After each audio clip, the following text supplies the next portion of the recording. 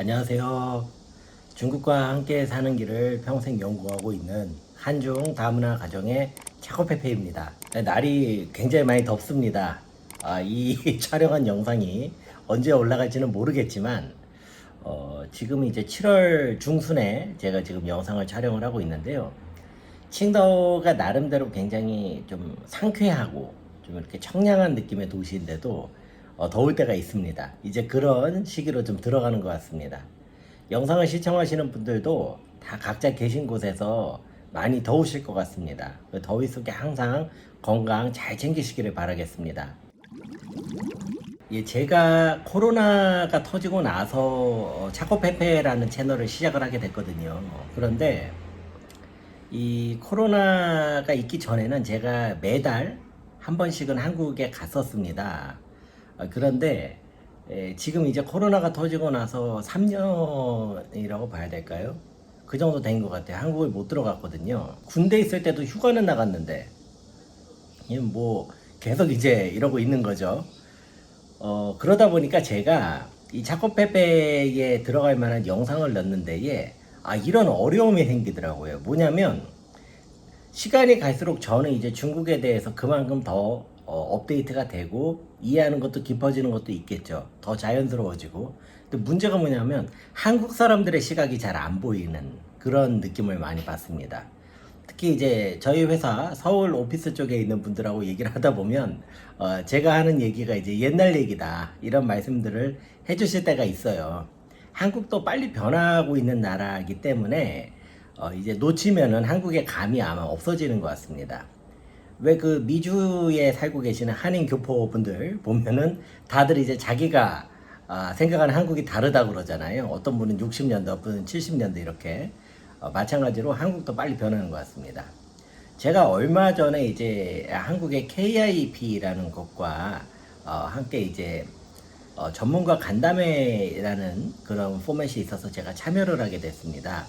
거기에서 이제 글로벌 기업들이 중국에서 어떻게 비즈니스를 하고 있다 라는 내용을 가지고선 이렇게 또 굉장히 저한테도 귀중한 시간을 가졌는데요. 그때 이제 다 끝나고 질의응답 시간이 있었거든요. 네, 연구원분들께서 저한테 문의를 하시는 내용 중에 제가 듣고서 저도 굉장히 깊이 있는 생각을 하게 됐던 그런 질문이 하나가 있었습니다. 그게 뭐냐면 여러 가지 질문이 있었는데요. 제가 지금 여기서 한번 소개를 하고 싶은 질문은요. 지금 한국에서 반중 정서가 굉장히 강해지고 있는데 일반적인 중국의 국민들은 한국에 대해서 어떻게 바라보고 있느냐, 어떤 느낌을 가지고 있느냐, 이런 질문을 해주시더라고요.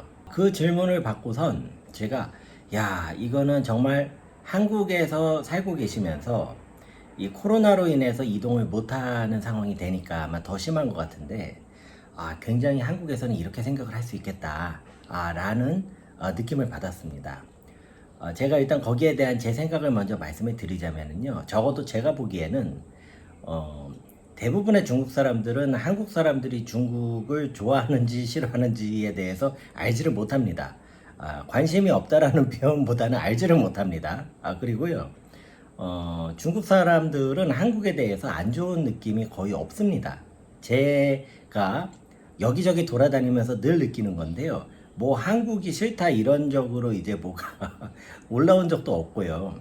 그렇게 이제 한국이 이렇게 거대한 뭔가로 이렇게 작용하지는 않아요. 그게 저는 이제 우리나라 장점인 것 같은데. 그러면 중국 입장에서는 이제 미국이 그러면 거대한 적이니까 뭐 반미 정서가 그렇게 노골적이냐. 그런 것도 없습니다. 미국도 뭐 좋은 거는 좋은 거 아니야 하는 게 오히려 더 많아요.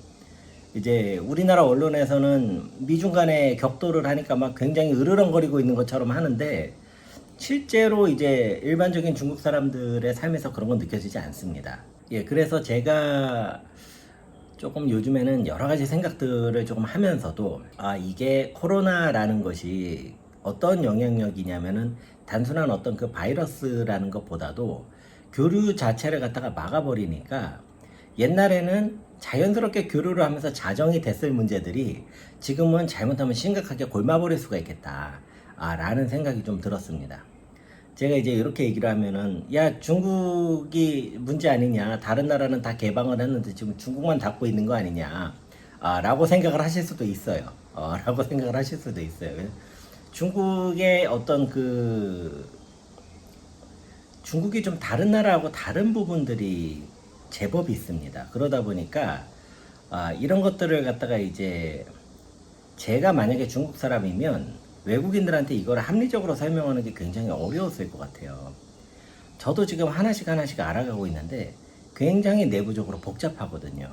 이 사람들은 이걸로 지금 굉장히 심각해하고 이거가 도저히 방법이 없는 약간 요런 듯한 이런 느낌을 제가 좀 많이 봤는데 그렇다고 그것이 이제 중국이 하는 게 다 맞다 이런 의도로 말씀을 드리는 건 아니고요. 다만 우리가 그냥 한국에 계신 분들이 전반적으로 접하는 그런 정보처럼 그렇게 단순한 상황이 결코 아니다.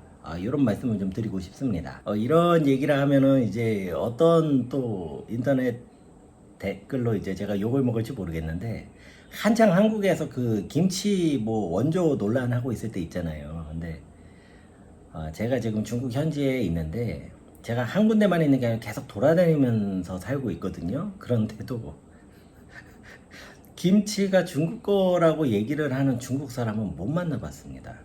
대부분 다 한국 김치라고 그러거든요. 근데 이제 그게 어떻게 불똥이 뛰어가지고, 그때 이제, 김치를 뺏기면 안 된다, 뭐, 이런 식으로 이게 변하더라고요. 한국 사람 입장에서는 그런 정보를 받으면 그럴 수밖에 없죠. 김치는 한국 건데.